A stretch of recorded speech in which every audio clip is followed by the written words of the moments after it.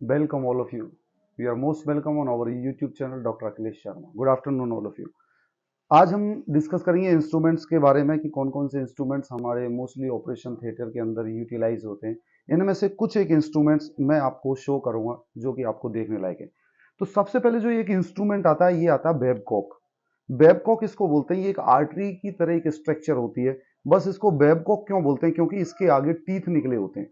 इस टीथ की स्ट्रक्चर के कारण इसे बेबकॉक बोला जाता है। ये बेबकॉक आर्टरी होती है जिससे कि किसी भी टिश्यूज को, किसी भी सेल्स को ऐसे पकड़ के क्लैंप किया जाता है और टाइटली होल्ड किया जाता है। यदि हमें किसी बोन को पकड़ना है या हम कभी ग्राफ्ट लेते हैं तो बोन को इससे पकड़ के ग्राफ्ट लिया जाता है। इस स्ट्रक्चर को हम बेबकॉक बोलते हैं। ये बेबकॉक स्ट्रक्चर आगे से दो टीथ निकले होते हैं और पीछे से इस तरीके से इसको हम होल्ड कर लेते हैं। ये बेबकॉक आर्टरी होती है। इसके बाद एक इंस्ट्रूमेंट जो ये आता है इसको बोलते हैं सेल्फ रिटेनिंग। जब हम कहीं पे इंसीजन लगाते हैं, कि स्किन के अंदर जब इंसीजन लगाते हैं, इंसीजन के बाद यदि हमें उसको चौड़ा करना होता है या हमें उसकी चौड़ाई बढ़ानी होती है तो हम इस सेल्फ रिटेनिंग की मदद से उसे हम चौड़ा करके इस तरीके से हम यूटिलाइज करते हैं उसको, कि ये सेल्फ रिटेनिंग इस काम आता है कि यदि हम दोनों स्किन की लेयर के बीच में यदि हम इसको ऐसे डाल देंगे और इसके बाद यदि इसको चौड़ा करेंगे तो चौड़ा करने के बाद में ये स्किन की सरफेस एरिया बढ़ जाती है, जिसको हम कहते हैं सेल्फ रिटेनिंग। ये सेल्फ रिटेनिंग मीन्स खुद अपने आप में रिटेन करता है, स्किन को अलग अलग कर देता है, इसको बोलते हैं सेल्फ रिटेनिंग। और एक ही होता है बोन स्पाइक, इसको बोन स्पाइक बोला जाता है। ये ब्लंट बोन स्पाइक है। ब्लंट बोन स्पाइक का मतलब क्या होता है कि जब हम कभी औरतों के अंदर कभी केसेस करते हैं या हड्डियों के जब केसेस करते हैं तो किसी हड्डी को यदि हमें सपोर्ट देना होता है तो इसके सपोर्ट के द्वारा हम हड्डी को उठाते हैं, इसको बोलते हैं हम बोन स्पाइक। ये आपको याद रखना है, बोन स्पाइक इसको बोला जाता है। बोन स्पाइक के थ्रू हम लोग इसे उठाते हैं और बोन को एलिवेट करके रखते हैं, उठा के रखते हैं। या कभी फ्रैक्चर हो जाता है तो हम दोनों हाथों से बोन के नीचे से देके इस तरीके से इसको उठाते हैं। इस इंस्ट्रूमेंट को बोन स्पाइक बोला जाता है। उसके बाद में जब हम आर्टरी की बात करते हैं तो ये एक मीडियम आर्टरी होती है। सबसे पहले तो ये स्मॉल आर्टरी होती है जो कि मॉस्किटो आर्टरी होती है, जो कि छोटा काम करते हैं। कहीं पे यदि छोटा डिसेक्शन करना होता है तो हम इस चीज को काम में करते हैं। ये मॉस्किटो आर्टरी कहलाती है। इस मॉस्किटो आर्टरी के बाद में ये आती है दूसरी मीडियम आर्टरी। ये मीडियम आर्टरी भी हमारे टिश्यूज को पकड़ने में, कोटराइजेशन करने में ये काम देती है। ये इसकी स्ट्रक्चर होती है मीडियम आर्टरी की। ये मीडियम आर्टरी इस तरीके से पाई जाती, इस तरीके से होती है। इस मीडियम आर्टरी के साथ में ये मॉस्किटो आर्टरी होती है और एक जो होती है ये होती है लॉन्ग आर्टरी। ये तीनों साइज की आर्टरी होती है। यदि हमें डीप में काम करना है तो हम लॉन्ग आर्टरी के थ्रू काम करते हैं। इस लॉन्ग आर्टरी से हम डीप में जाके किसी टिश्यूज को पकड़ते हैं, किसी स्ट्रक्चर को पकड़ते हैं या टाई करते हैं। तो किसी डीप में यदि टाई करना है तो हम यहाँ पकड़ के और उसे हम सूचर की हेल्प से बांध देते हैं। तो ये हमारी तीन तरीके की आर्टरी हो गई। एक तो छोटी वाली आर्टरी मॉस्किटो आर्टरी, उसके बाद में दूसरी हो गई ये हमारी मीडियम आर्टरी, और मीडियम आर्टरी के बाद में ये हो गई हमारी लॉन्ग आर्टरी। ये आपको तीनों चीजें याद रखनी है। उसके बाद में ये आता है हमारा क्यूरेट। इस क्यूरेट से क्या होता है, कई बार हमें आईएनडी या कई बार ड्रेन करना होता है या कहीं पर पस फॉर्मेशन हो गया तो ये क्यूरेट क्या करता है, खुरेचने के काम आता है। क्यूरेट, क्यूरेटेज, क्यूरेट करने के लिए इस तरीके से हम इसको खुरेचते हैं और खुरेचने के बाद में क्लीनिंग करने के काम में आता है, जिसको हम बोलते हैं क्यूरेट। क्यूरेट के साथ में अब हमारे जो आती है ये होती है बोन होल्डिंग। इस स्ट्रक्चर को बोलते हैं bone holding. Bone holding means किसी भी बोन को टाइटली यदि हमें होल्ड करना है तो हम इसे लूज करते हैं और बोन को पकड़ के हम टाइट इस स्ट्रक्चर से कर देते हैं और बोन को हम उठा सकते हैं, इधर उधर कर सकते हैं। यदि किसी बोन में फ्रैक्चर हो गया है तो फ्रैक्चर होने के दौरान हम इस बोन होल्डिंग की, बोन होल्डिंग बोन को होल्ड करने वाला इंस्ट्रूमेंट है जिसकी हेल्प से हम उस बोन को उठाकर एक दूसरे की मदद से उसको सेट करते हैं। ये चीज समझ आई। इसके बाद में हमारा ये होता है मैकडोनाल्ड। मैकडोनाल्ड के आप देखेंगे आगे से ये सांप जैसा होता है, पीछे से ये प्लेन होता है। इसको क्या बोलते हैं, मैकडोनाल्ड। ये मैकडोनाल्ड जब हम स्पाइन के केसेस करते हैं या कोई फाइन सर्जरी करते हैं तो हमें नर्व्स को देखने के लिए, नर्व्स को उठाने के लिए, नर्व्स को रिमूव करने के लिए, उसके लिए काम आती है, जिसको बोलते हैं मैकडोनाल्ड। ये मैकडोनाल्ड की स्ट्रक्चर आपको याद करनी है, इसको मैकडोनाल्ड कहा जाता है। आपने देखा क्लियरली, आपको पता पड़ा ये मैकडोनाल्ड।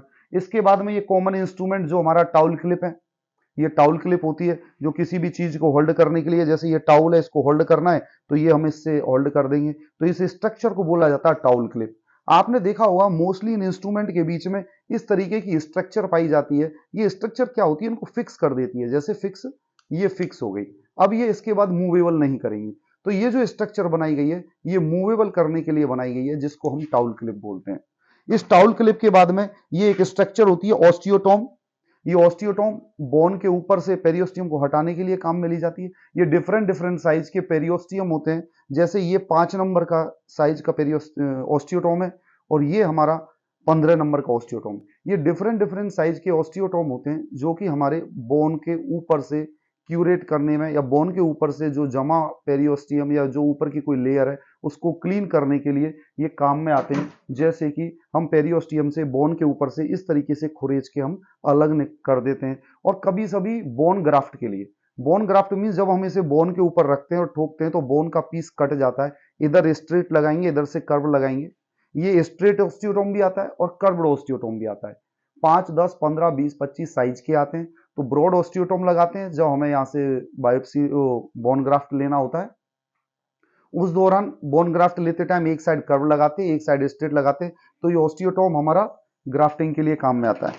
उसके बाद में ये हमारी किडनी ट्रे होती है जिसके अंदर मोस्टली इंस्ट्रूमेंट रखे जाते हैं और दिए जाते हैं। इन किडनी ट्रे के अंदर कोई भी इंस्ट्रूमेंट, जैसे आपको बीपी हैंडल रखना ब्लेड के साथ, तो आप इसमें रख के सर्जन को इस तरीके से देते हैं। इसको बोला जाता है किडनी ट्रे। इस किडनी ट्रे के साथ में ये होता है बाउल, जो कि आपको पता है जिसमें बीटाडीन और कोई भी ऑइंटमेंट किसी को प्रोवाइड किया जाता है, इसको बोलते हैं बाउल। बाउल के साथ ये जो हमारी जो फोर्सेप्स है ये टूथ फोर्सेप्स कहलाती है, जिनके आगे टूथ। ये जो फोर्सेप्स है बेटा, इन फोर्सेप्स में क्या होता है कि जिनके आगे जो टूथ निकला होता है, जिनके आगे जो टूथ निकला हुआ है इसको टूथ फोर्सेप्स कहते हैं। और जो प्लेन आगे यदि ये टूथ नहीं होता तो उसको बोलते हैं प्लेन फोर्सेप्स। तो ये कौन सी फोर्सेप्स हुई हमारी? टूथ फोर्सेप्स, जिसके आगे टूथ निकले हुए, टूथ मींस दांत निकले हुए। अब यदि ये टूथ नहीं होते तो इसको हम बोलते हैं प्लेन फोर्सेप्स। तो ये दो तरीके की फोर्सेप्स होती है। उसके बाद में ये होता है हमारा सूचर होल्डिंग। इसको बोलते हैं हमारा, एक मिनट मैं इसका बता दूंगा नाम, आपको नाम भूल रहा हूं अभी।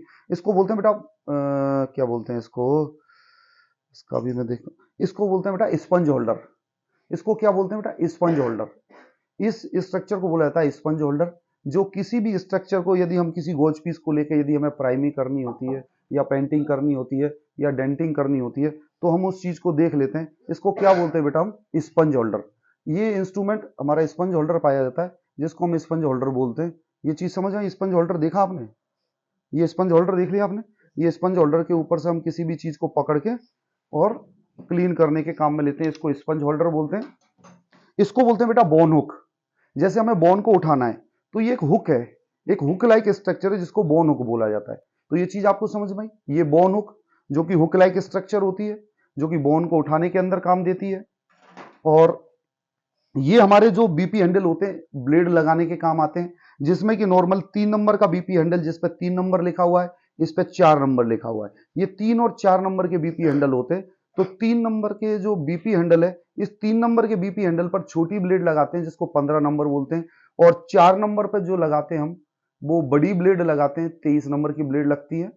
और सबसे पहले जो स्किन की जो ब्लेड लगती है वो बड़े वाले बीपी हैंडल पे लगती है, जिससे कि हम स्किन के ऊपर इंसीजन लगाते हैं।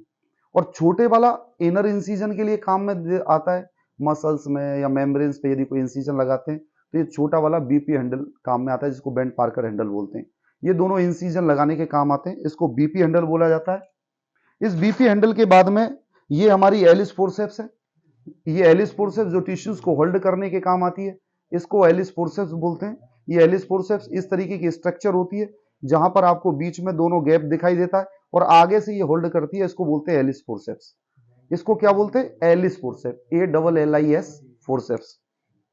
इस एलिस फोर्सेप्स के बाद में ये आपकी लॉन्ग आर्टरी हो गई। लॉन्ग आर्टरी के बाद में ये आता है बोन कटर। बोन कटर का मतलब होता है कि जैसे आपकी यदि बोन है, उस बोन के पीसेज आपको कट करने, तो आप इस बोन कटर की हेल्प से उस बोन के पीसेज कट कर सकते हैं, जिसको कि क्या बोला जाता है? Bone cutter. इसको क्या बोलते हैं? Bone cutter. मीन्स आप बोन के पीसेज कट कर सकते हो स्किन ग्राफ्टिंग के लिए, बोन ग्राफ्टिंग के लिए या किसी और कंडीशन के अंदर। ये हुआ। इसके बाद में ये हमारी जो ही एलिस फोर्सेप्स, ये आपको समझ में आई। एलिस फोर्सेप्स के अलावा ये हमारा जो कहलाता है, मेरे को नाम याद है, निडल होल्डर। निडल होल्डर जो होता है बेटा, ये सूचर करने के काम में आता है, जो कि सूचर को होल्ड करता है। इसके बीच में जो एक कर्व निकला रहता है, ये देखिए, इसके बीच में जो एक कर्व निकला हुआ होता है, ये बीच में जो कटा होता है, इसको बोलते हैं निडल होल्डर। जो कि किसी भी सूचर की निडल को होल्ड करने के काम आता है और ये सूचर लगाने के काम आता है। इसकी स्ट्रक्चर ऐसी होती है, इस कारण इसको क्या बोला जाता है बेटा, निडल होल्डर। ये चीज आपको समझ में आई। इस निडल होल्डर के अलावा हमारा ये राइट एंगल आर्टरी होती है। ये राइट एंगल आर्टरी का आपको पता है राइट एंगल बना हुआ है, तो यदि कहीं हमें डीप वेन बांधनी है या किसी वेन या आर्टरी को टाई करना है तो ये राइट एंगल आर्टरी काम में देती है। इसका एंगल राइट साइड निकला होता है, इसको राइट एंगल आर्टरी बोलते हैं। और ये हमारी मायोसीजर होती है जो टिश्यू कटिंग होती है। एक तो स्ट्रेट सीजर आती है, जैसे इसमें एंगल बना हुआ है, ये एंगल बना हुआ कर्व, इस कर्व वाली सीजर को बोलते हैं टिश्यू कटिंग सीजर या मायोसीजर। ये जो एंगल बना हुआ है अंदर की तरफ झुका हुआ है, इसको बोलते हैं टिश्यू कटिंग सीजर या मायोसीजर, MAYO मायोसीजर। ये क्या करती है, टिश्यूज को कट करने के काम में आती है। और यदि यही सीजर स्ट्रेट होती, यही सीजर यदि स्ट्रेट होती तो उस सीजर को बोलते हैं हम सूचर कटिंग सीजर। ये चीज समझ में आई आपको। इसके बाद में ये हमारे ये हमारे आर्टिकल्स हैं जो रिट्रैक्ट करने के काम आते हैं। इन आर्टिकल में इनकी जो ये इनको बोलते हैं कैट्स पॉ। कैट्स पॉ मीन्स जो कैट होती है उसके पंजे की तरह इनकी स्ट्रक्चर है, इस कारण इनको कैट्स पॉ बोला जाता है। ये चीज समझ में, कैट्स पॉ रिट्रैक्टर, आगे बिल्ली के पंजे की तरह स्ट्रक्चर है इसकी, जिससे कि हम यदि स्किन को हमें रिट्रैक्ट करना है, खींचना है, तो ये हमारे काम आते हैं। इसको बोलते हैं कैट्स पॉ रिट्रैक्टर। और दूसरे होते हैं हमारे राइट एंगल रिट्रैक्टर। जैसे ये जो हमारे राइट एंगल रिट्रैक्टर है, ये डिफरेंट डिफरेंट साइज के, जैसे ये मीडियम राइट एंगल रिट्रैक्टर है, बेबी राइट एंगल रिट्रैक्टर होता है, और ये बड़े राइट एंगल रिट्रैक्टर है। इनका कहने का मतलब है कि ये रिट्रैक्टर का जो एंगल है वो राइट साइड में होता है। राइट एंगल 90 डिग्री को भी बोलते हैं। ये 90 डिग्री के एंगल पे जो रिट्रैक्टर होते हैं ये राइट एंगल रिट्रैक्टर कहलाते हैं, जो कि स्किन को रिट्रैक्ट करने के काम में आते हैं। ये समझ में आया। और बेटा एक जैसे मैंने आपको बताया, इसको क्या हम बोन स्पाइक बोलते हैं। बोन स्पाइक के साथ कई लोग इसको हुमन्स भी बोलते हैं, HUMANS, हुमन्स। हुमन्स रिट्रैक्टर भी कई लोग इसको बोलते हैं। इसको राइट एंगल रिट्रैक्टर बोलते हैं क्योंकि इसका एंगल हमारे राइट साइड में है, इस कारण इसको राइट एंगल रिट्रैक्टर बोला जाता है। इस राइट एंगल रिट्रैक्टर के बाद में ये रिट्रैक्टर्स हो गए हमारे। ये हमारा हैमर है जिसको मैलेट भी बोलते हैं, हथौड़ी है जो हमारी। इसके बाद में बेटा ये क्या होता है, इनको बोलते हैं बेटा रीमर। इनको बोलते हैं बेटा रीमर। जैसे हमारी बोन के अंदर जब हम सर्जरी करते हैं तो बोन के अंदर जो आपकी मेडुलरी कैनाल है, जो बोन की जो कैनाल है बीचों बीच, उसको ओपन किया जाता है कि उसके अंदर कोई पास कोई मटेरियल कोई भरा हुआ तो नहीं है। तो ये डिफरेंट डिफरेंट साइज के होते हैं, जैसे ये 7 नंबर, ये 8 नंबर, ये 9 नंबर, ये 10 नंबर, ये 11 नंबर। इस तरीके से डिफरेंट डिफरेंट साइज के ये रिट्रैक्टर्स हैं। तो इन रिट्रैक्टर्स को क्या करते हैं कि बोन के अंदर घुसा के, जैसे बोन के अंदर इंसर्ट किया और इनको इस तरीके से रोटेट करते हैं जिससे कि बोन के अंदर जो जमा एजेंट है वो बाहर निकल जाए और बोन अपने आप से जुड़ जाए और अच्छे तरीके से हील कर ले। एक ये स्ट्रक्चर हुई। इसको क्या बोलते हैं बेटा हमारा, इसको क्या बोलते हैं, एक मिनट में नाम बोल रहा हूँ, इसका नाम मैं अभी बता देता हूँ इसको और एक ये हो गया बेटा हमारी, ये चीजें हुई, ये इंस्ट्रूमेंट समझ में आए। और इसको बोलते हैं रीमर, सॉरी मैं नाम भूल गया था इसका, इसको बोलते हैं रीमर। रीम करने के काम आता है, इस कारण इसको क्या बोलते हैं बेटा, रीमर, बोन रीमर। ये रीमर सॉलिड रीमर है क्योंकि आगे कोई स्ट्रक्चर नहीं है। यदि इनके बीचों बीच में छेद होता है यहां पर और ये बड़ा होता तो वो होते कैन्यूलेटेड रीमर। वो कौन से रीमर होते, कैन्यूलेटेड रीमर। इसके बाद में बेटा ये हमारी बैटरी होती है। इस बैटरी के अंदर हम जैसे ड्रिल मशीन होती है उस तरीके से ये मशीन होती है जो कि ड्रिल करने के काम आती है। इसके अंदर ये डिफरेंट डिफरेंट टाइप की हमारी ड्रिल बिट होती हैं। इन ड्रिल बिट को इस तरीके से लोड किया जाता है और यहाँ चाबी से टाइट कर दिया जाता है और टाइट करने के बाद बोन के अंदर इनको इस तरीके से पेनिट्रेट करके अंदर घुसाया जाता है और जिस साइज का स्क्रू चाहिए उस साइज का स्क्रू लोड किया जाता है। तो ये कौन सी है, ड्रिल मशीन हो गई हमारी। और ये जो हो गए हमारे शॉ के ब्लेड, ये हमारा ऐसा ही एक इंस्ट्रूमेंट आता है ड्रिल की तरह, उसको शॉ बोलते हैं। उसकी ये ब्लेड होती है जिनको लोड कर दिया जाता है और इसकी हेल्प से बोन को काटा जाता है, जिसको क्या बोलते हैं बेटा, शॉ ब्लेड। इसको क्या बोलते हैं हम, शॉ ब्लेड। तो ये चीज समझ में आई आपको, ये चीज समझ में आई आपको। ये सारे बेसिक इंस्ट्रूमेंट्स है जो हमें याद करने। ये राइट एंगल आर्टरी आपको याद करनी है, ये बोन स्पाइक ह्यूमन्स आपको याद रखना है, और ये रीमर्स हमारे याद हो गए, ये इंस्ट्रूमेंट्स। और ये किडनी ट्रे आपको याद हो गई। ये किडनी ट्रे के साथ ये बाउल्स आपका याद हो गया। ये सारी चीजें हैं, इसके साथ ये इंस्ट्रूमेंट्स है। ये ऑस्टियोटोम हो गया हमारा, ये ऑस्टियोटोम हो गया। और ये सारे इंस्ट्रूमेंट्स को आप देखिए, समझिए और बाकी की हमारी और वीडियोस के साथ बने रहिए, हम बाकी की और वीडियोस लेके आएंगे। Thank you so much all of you, bye bye, take care.